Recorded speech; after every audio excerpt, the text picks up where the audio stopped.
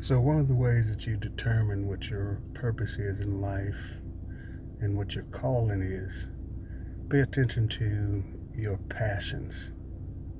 And not only your passions, but what pisses you off.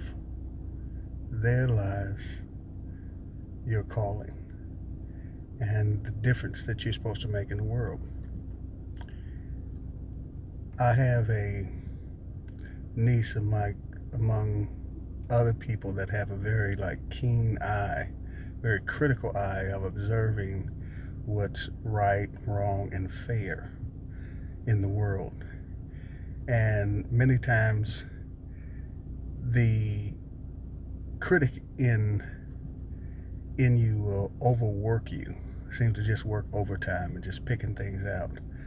However, that's part of your calling, is to notice what's wrong and to fix it.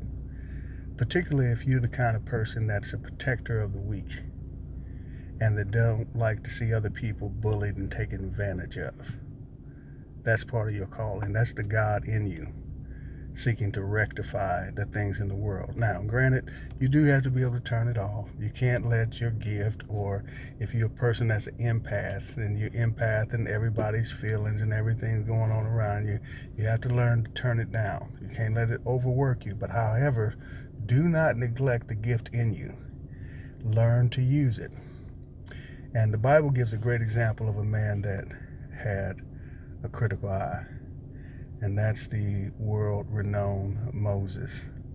Moses lived in a time in which his people was oppressed, and he seen the unfairness and the injustice.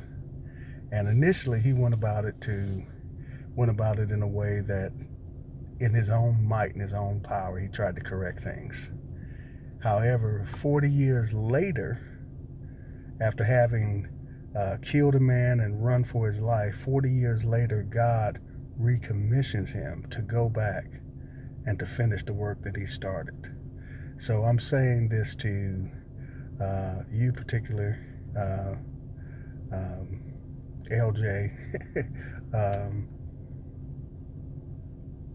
That's your part of your calling. The things in the world that seem to rub you the wrong way. However, as you let God work on your character and smooth out your rough edges, you'll find that things will go even smoother and you will accomplish even more in correcting things. You just have more diplomacy, you have more resources, power, and support going about doing what is in you to do in correcting things. And many times, here's the whole other level now. There's the side where we vanquish our enemies, where they get their just due.